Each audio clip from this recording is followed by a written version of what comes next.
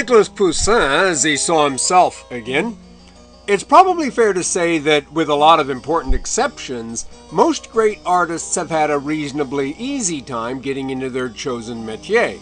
In the 17th century, Rubens, Rembrandt, Velázquez, and Bernini, about whom we'll hear in a little while, all were working as successful professionals before they were out of their teens. Poussin, however, comes closer at least to fitting the popular view of the unappreciated genius starving in his attic. He was the son of a farmer and moved to Paris to study art, but despite working for a time as the assistant of Champagne, he almost literally did starve until he met the Italian poet Giambattista Marini, who was a favorite of Marie de Medicis. When Marini returned to Rome in 1627, Poussin went with him. Marini was not a great poet, although he did write a 45,000-line epic about Adonis, but he had a following among the cognoscenti, and through him, Poussin was able to make important connections to potential clients. Francesco Barberini, the nephew of Pope Urban VIII, was one of these, and this is the Death of Germanicus, the hero brother of the Emperor Claudius, which Poussin painted for Barberini about 1627. As we've heard, perhaps the most influential artist of the early 17th century, certainly the most influential Italian artist of that era, was Caravaggio, but there is very little of him in anything by Poussin, even though Poussin was to spend most of his creative life in Rome. Poussin was much more influenced by the Renaissance, which in a way might make him seem old-fashioned.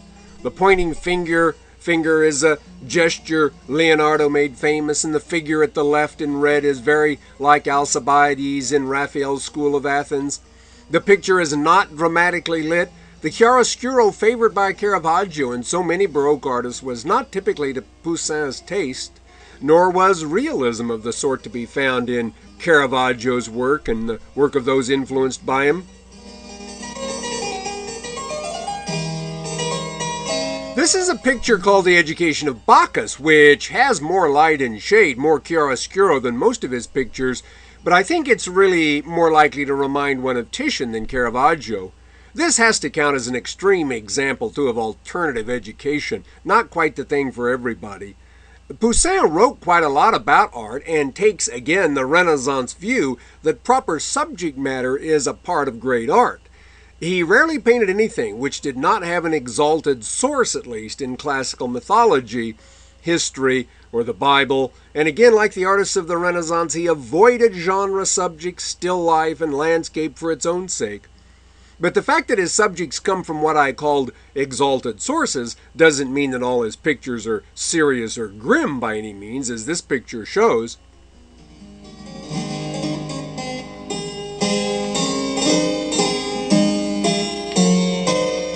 This is the Golden Calf in the London National Gallery. This is a picture with a biblical subject, but it's obviously being used as an excuse to depict a sort of bacchanalian dance. Moses is hardly noticeable at the upper left, smashing the Ten Commandments in disgust. And the picture seems to be much more likely to make converts to hedonism than Judaism or Christianity. In fact, dancing of one kind or another is one of his favorite themes. Right now we're going to see a few more of his pictures, which were inspired by classical mythology, and hear a song called The Merry Month of May by the French songwriter and composer Jacques Maudi, who is really primarily known as a writer of more serious music, including that for the funerals of both Pierre Ronsard and Henry IV.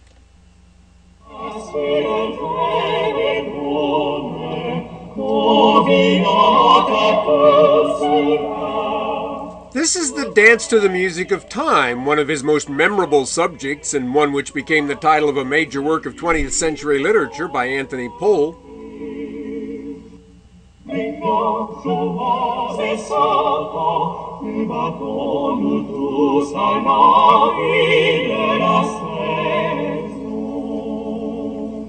This is called Et in Arcadia Ego, or I too am a Greek.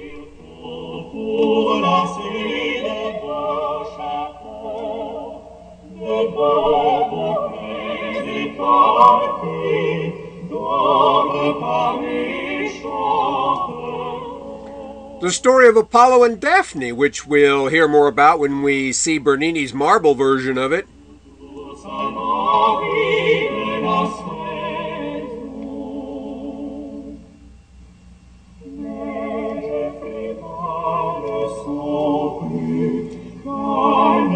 This is Flora, which depicts various gods and goddesses after whom flowers have been named.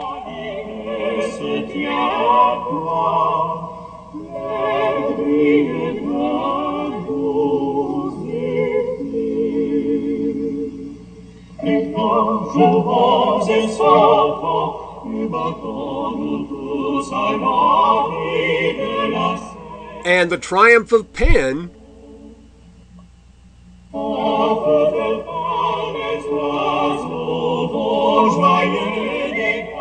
This was bought by Cardinal Richelieu, who began trying to persuade Poussin to return to Paris in the late 1630s.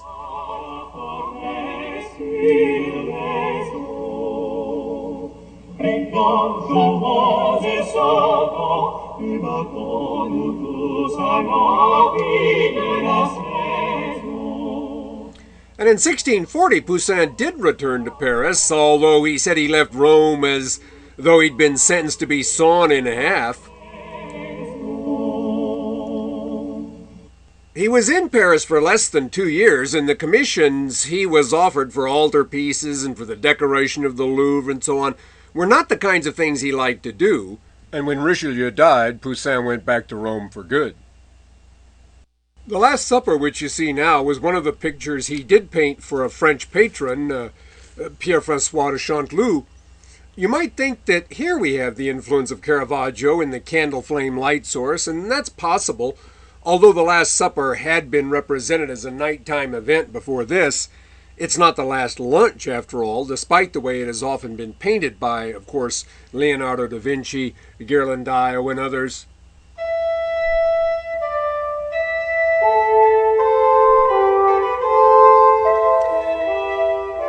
After his return to Rome, he painted mostly in what he called his Doric, or more serious style, rather than in the Ionic or less serious style of his earlier mythologies.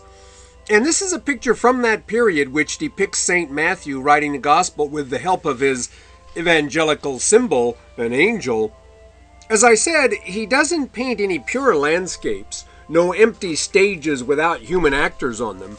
But the atmosphere of this picture, its emotional tone in a way, is set, I think, by the landscape. The fact that Matthew is sitting on the ruins of a classical building might be taken to make the point that paganism is dead, but I think Poussin might also be suggesting a continuity between classicism and Christianity, and the view that there was such a continuity was, of course, very much a part of Christian tradition, as we've heard all through the Middle Ages and Renaissance.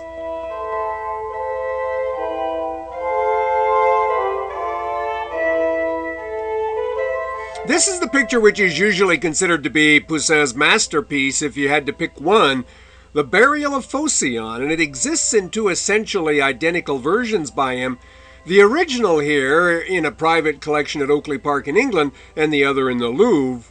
Phocion was an Athenian who was falsely accused of treason and executed in the chaotic political situation following the death of Alexander the Great in Greece.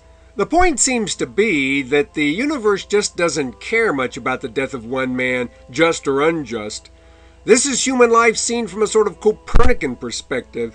As Pascal, for all his religious faith, says, the size of the universe and man's insignificant place in it make him uneasy. Corneille said that what was great about his plays was their force et clarté. And this picture has that kind of presence too. This is force and clarity. When Bernini saw this picture, he's supposed to have said, "What silence?" and pointing to his head, "This is a man who paints from here." And that's high praise coming from an artist whose work is rarely described as either cerebral or silent. Kenneth Clark says you can tell how civilized you are by how much you like Poussin, so this should be one of your favorite pictures.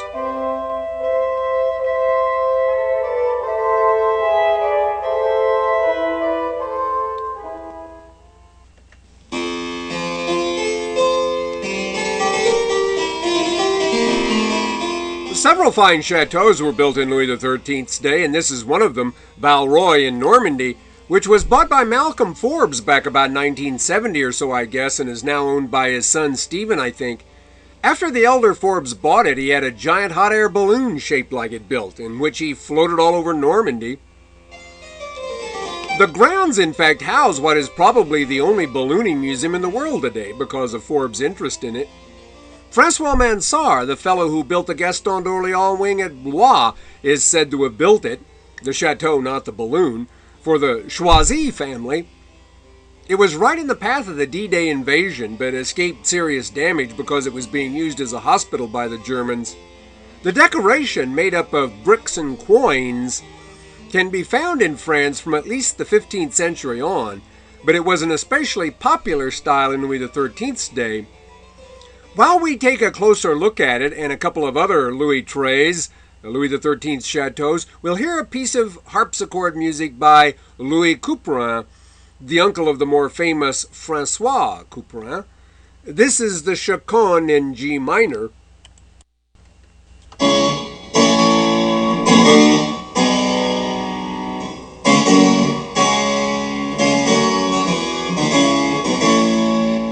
This is another view of Balroy.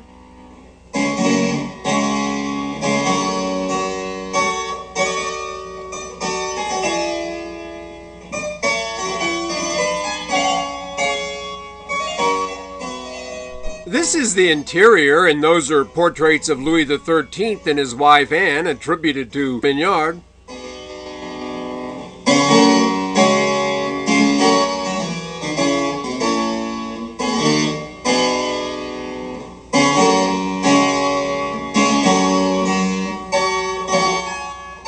This is Saint-Leu-sur-Thouet near Poitiers, built by an anonymous architect for a fellow named Claude Gouffier. It's owned by a count now, but part of it is run as a kind of upscale bed and breakfast.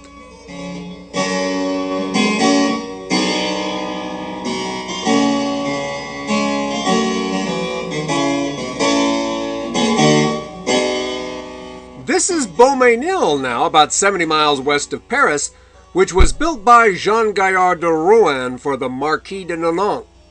It's now owned by the von Furstenberg family, but part of it today houses a museum devoted to the history of printing.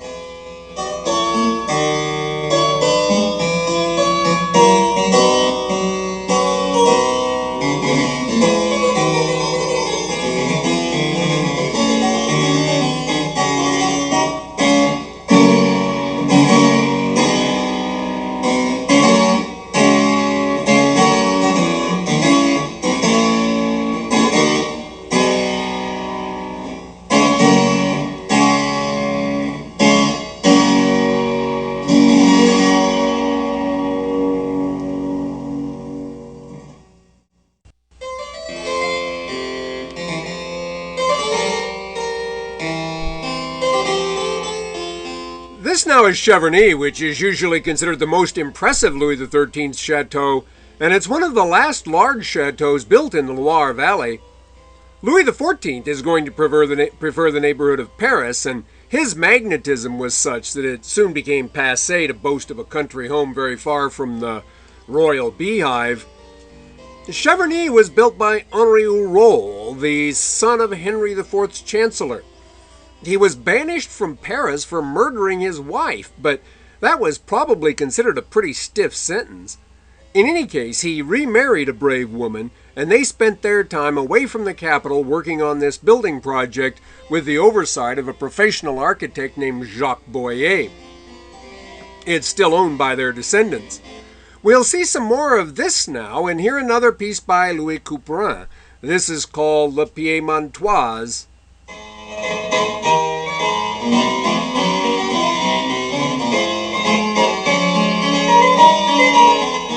This is the Chambre du Roi at Cheverny, the king's room. Every chateau worthy of the name had to have a Chambre du Roi in constant readiness for the king just in case he should drop by, but no king has ever used this room.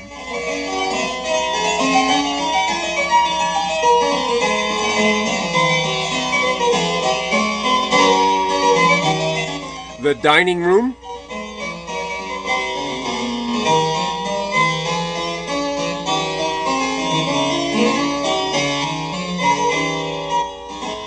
the salle de garde, the guard room.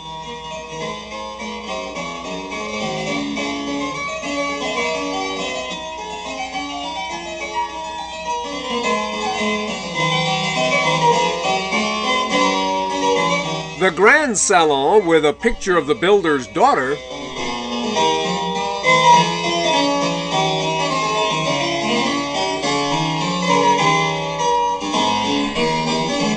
And here you see the Cheverny hunt in front of the chateau. France is not as famous for this sort of thing as England is, but the current owners keep a pack of about 50 hounds ready to go, and they look more formidable in real life than they do here. The messy and noisy feeding time for the pack is very popular with tourists.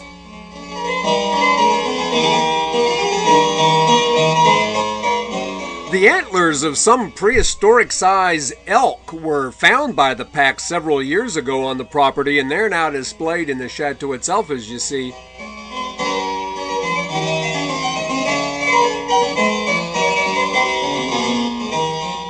And the stables display the trophies of some of their more ordinary successes over the years.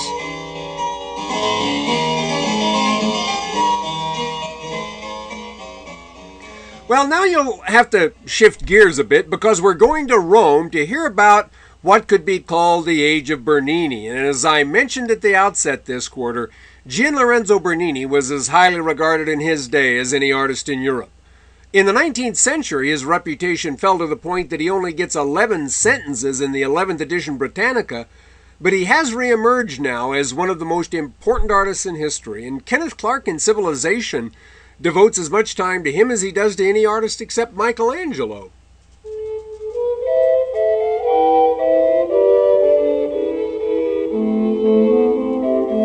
This is a self-portrait by Bernini now in the Capitoline Museum in Rome.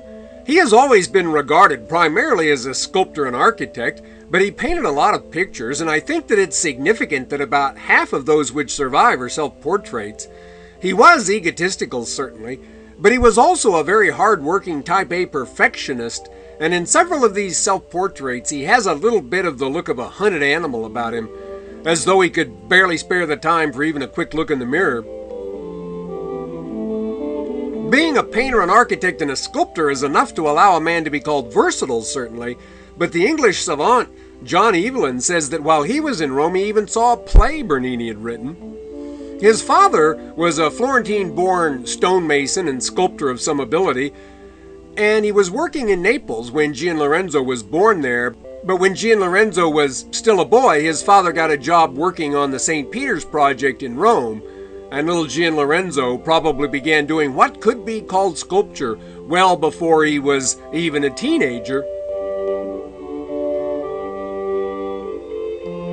The Borghese Gallery in Rome, which has the most important collection of his work in any museum, has this which is thought to be his earliest surviving sculpture.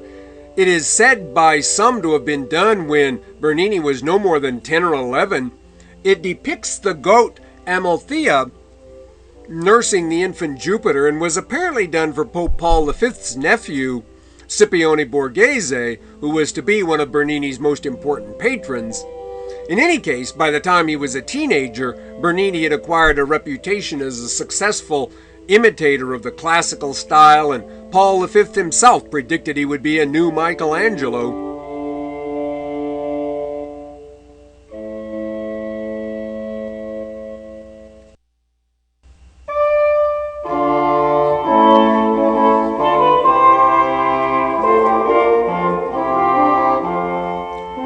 This portrait of Pope Paul V himself was also done when Bernini was still just in his teens. The pupilless eyes in the Roman style keep this from being as lifelike as it might be, but it's still enough to get Bernini into the Teenage Hall of Fame, I think. It's also in the Borghese Gallery today. Portrait sculpture in marble is a very demanding thing to undertake. If you're doing a clay model for a bronze cast or a painting in oil and you get something wrong, you can change it. But once a piece of marble has been cut off, there's no gluing it back on. Sculptors who do portraits in marble are the high wire acrobats of the arts, working without a net. If you get St. Peter's nose too long, or Moses' beard too short. They can't complain. But if you get the Pope's nose wrong, you start over. It takes a particular character to go with a particular talent to do this sort of thing. A lot of great sculptors, Michelangelo included, never did it at all.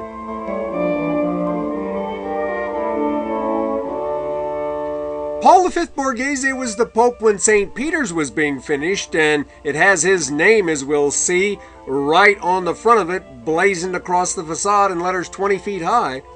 To be Pope is very often, of course, to make your family rich for centuries, and Paul's relatives still own the Palazzo Borghese, which you see here in Rome, not far from the Spanish Steps. It was built about 1590 by Matteo Longhi and bought by the Borgheses. One of these relatives of the Pope married Napoleon's sister Pauline in the 19th century, and another, Prince Junio Valerio Sipione Borghese, was a supporter of Mussolini, who went on to fight for Germany after Mussolini's overthrow and eventually became connected with various post-war anti-communist CIA operations. The family once owned an art collection that was second to very few, not accepting even state-owned collections, but about 1900 most of what was left of it, and that was a lot, was sold to the Italian government and is now in the Galleria Borghese, which we'll see shortly.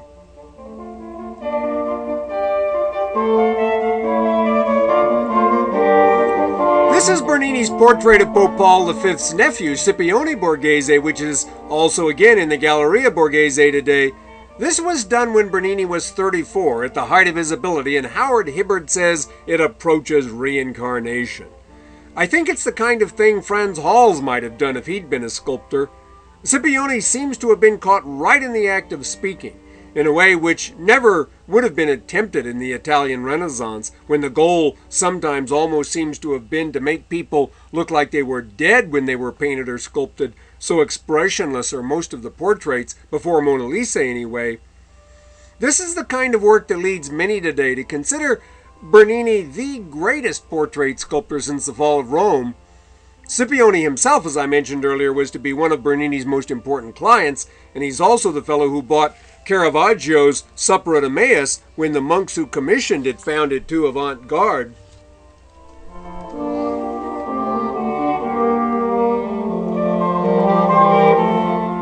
Here you see the garden and the garden facade of the building now known as the Palazzo Raspiosi Pallavicini in Rome, right across the Via Quirinale from the Italian White House, the Palazzo Quirinale.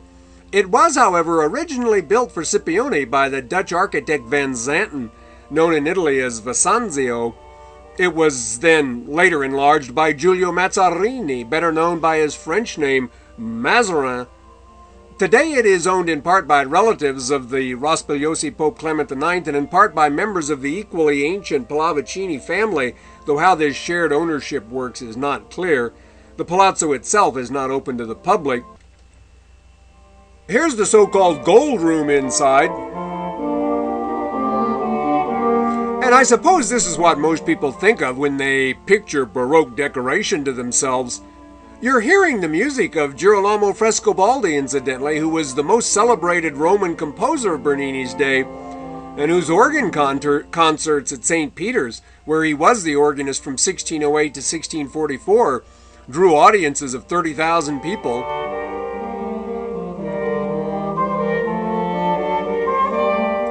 Sipione Borghese also built the Villa Borghese, which you see now, and again the original architect was Visanzio. This was not meant to be a residence, but rather just a place in the country, a kind of clubhouse where one could spend an afternoon or evening away from the city. It was much modified over the centuries by later members of the family, but it is once again a splendid place after being in restauro for 10 years or so. And as I mentioned earlier, it has the most important collection of Bernini's work in any museum, including his major commissions for Sipione himself.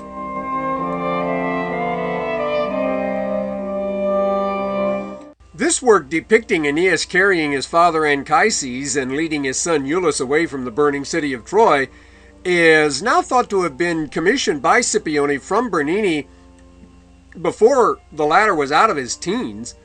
Aeneas has, of course, always been a popular hero with the Romans, since he was thought to have established what became Roman civilization after the fall of Troy, and Romulus, who founded the city of Rome itself, was his direct descendant, Bernini did several of these multi-figured ensembles which required a real tour de force of technique, and the complexity of which is rare in the freestanding sculpture of the Renaissance.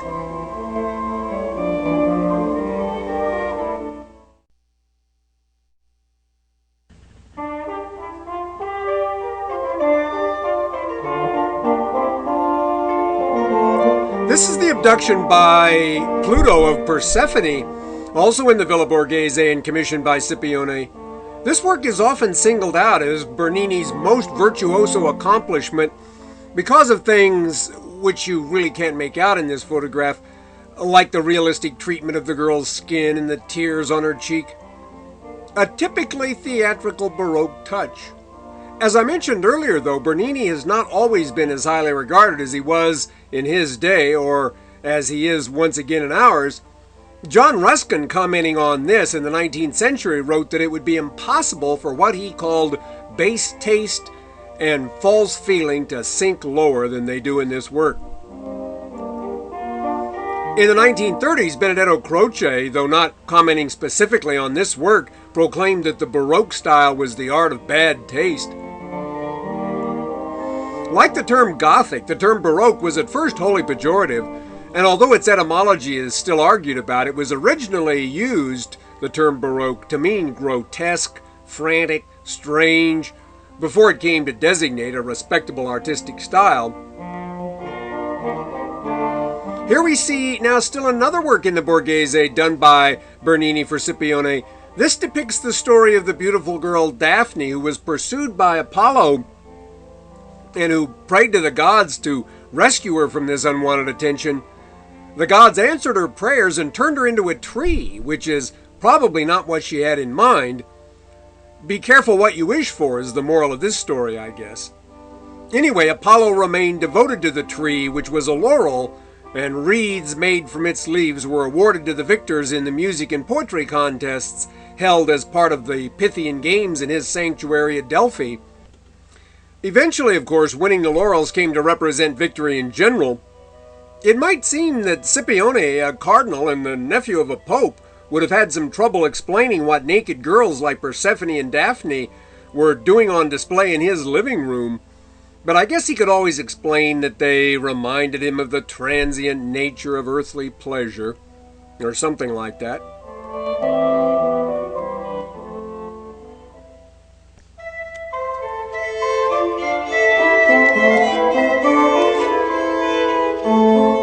This is Bernini's celebrated David now, also in the Borghese Gallery and also done for Sipione. I remember some authority calling this the first Baroque statue because of the way in which the motion of the figure is stopped at the very moment the crucial action is taking place.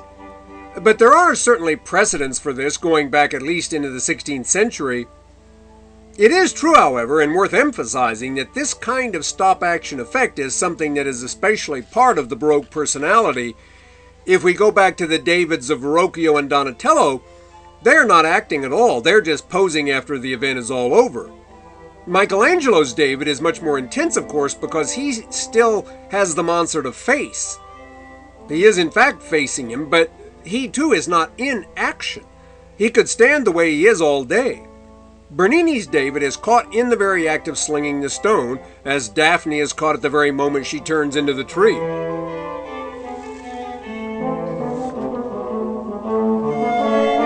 It is said that while Bernini was working on this, Cardinal Maffeo Barberini, the future Pope Urban VIII, actually held a mirror for him so that he could make the face of David a self-portrait. And considering the admiration Barberini showed after he became Pope, it's a believable story.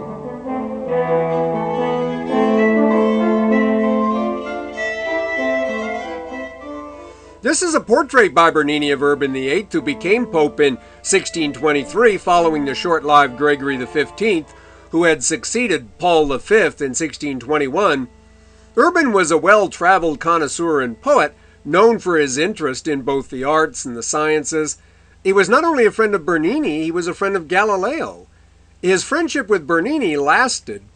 However, Galileo's defense of the Copernican theory, and especially what was taken to be his ridicule of the Pope in one such defense led eventually to his condemnation and confinement.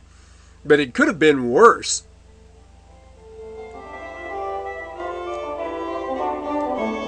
In 1624, soon after becoming Pope, Urban hired Carlo Maderno to build the Palazzo Barberini, which you see now. But Maderno died 3 months later, and most of the work here is attributed to Bernini, with some work also by Francesco Borromini. It was owned by the Barberini family until 1949, but now houses the Rome National Gallery, although it doesn't have as many great works of art as one might suppose with a name like that. Holbein's portrait of Henry VIII, done on the occasion of the latter's marriage to Anne of Cleves, is probably its most famous picture. Raphael's La Fornarina is also here, though. Borromini was a very original and provocative designer, and many consider him a greater architect than Bernini, but he was also irascible and difficult and came to resent the acclaim that Bernini received during the Barberini papacy.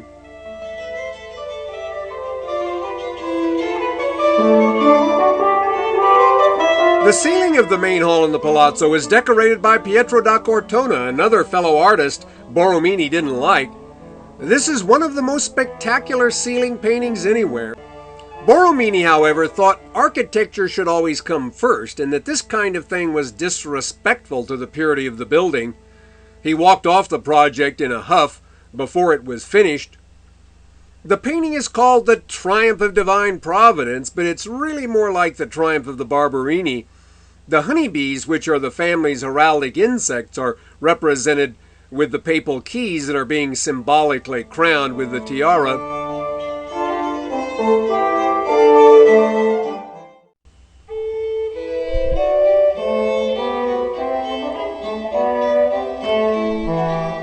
Just down the street in what's called the Piazza Barberini, or Piazza del Tritone, is one of Bernini's most famous fountains, the Tritone, or Triton, also done for Urban VIII, and again decorated with the bees under the papal crown. Triton was the son of Poseidon and is depicted blowing his conch shell horn, although it looks like he's drinking from it and spilling most of the water all over himself. Of the four most famous fountains in Rome, this one, the Four Rivers, the Barcaccia, and the Trevi. Bernini did three and was supposed to do the Trevi, but never got to it, although the design eventually used may owe something to him. We won't see it till next quarter. Across the piazza at the entrance to the famous Via Veneto is another bee-decorated fountain by Bernini, although it's a much smaller thing than most of his other fountains. By the time Bernini was working on all this, he was certainly not carving everything he was commissioned to do with his own hand. Like Rubens, he had a whole factory of assistants, ranging from stonemasons who just roughed out the concept, to lustratores, or polishers, who put on the finishing luster.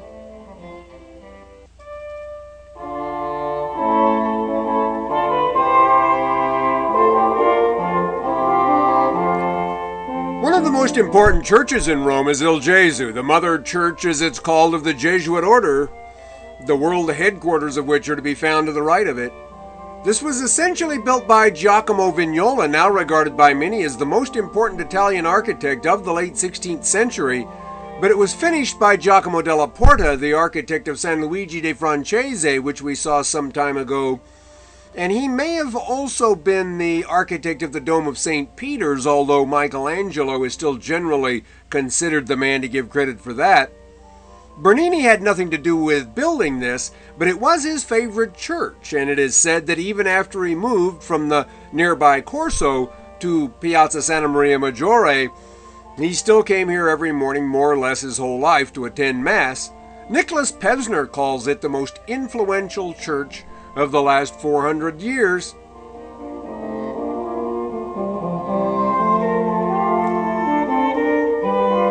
Here's the interior.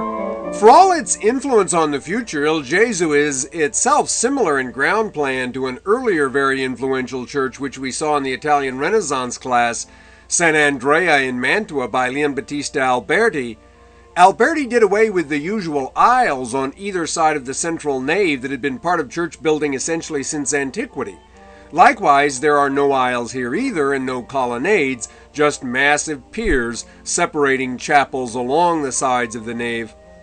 What Pevsner emphasizes about Il Gesù that was especially unique, though, is the illumination of the place and the contrasts of light and shade in it, which do not come through really in this picture. The church was finished by 1600, really before the start of what's usually called the Baroque age, but the interior decoration as it stands today wasn't finished until about 75 years later at the height of the Baroque. Vignola is known by the name of the town, Vignola, where he was born, but his real name was apparently Barazzi or Baracco, and some think this name is actually the origin of the use of the term Baroque, meaning in the style of Baracco or Vignola, that is. Most art historians call his work Mannerist, an especially nebulous descriptive adjective when applied to architecture. Jansen uses the term pre-Baroque to describe it, which I think is better.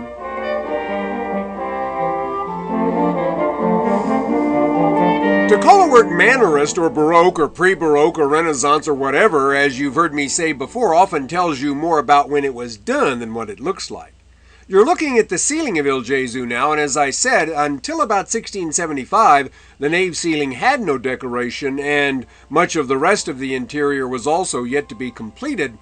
Giovanni Battista Galli is the man who finally finished the work here with his Triumph of the Name of Jesus, represented by the letters iota, eta, sigma, the first three letters of Christ's name in Greek, or in Latin, IHS, the initial letters of Jesus Habemus Socium, Jesus is our companion, the motto of the Society of Jesus, the Jesuits. This is very similar, in effect, to Pietro da Cortona's accomplishment in the Barberini Palace, grand multimedia piece of Counter-Reformation splendor.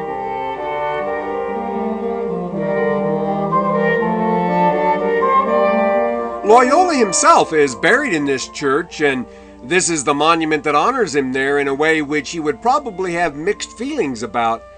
Despite his personal austerity and his advocacy of the virtues of poverty, chastity, and obedience, the Jesuit order came to be associated with Counter-Reformation Catholicism's emphasis on making churches as splendor-filled as possible, in part in the attempt to win back Protestants who might just be getting tired of going to services in drafty old barns with no art, no music, and 5-hour sermons.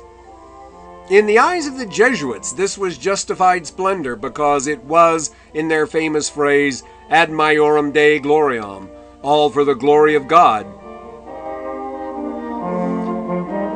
Okay, that's where we'll finish up this lecture. Next time we'll complete Bernini's career, see St. Peter's, and then go back to France to wind up the Age of Elegance with the reign of Louis XIV.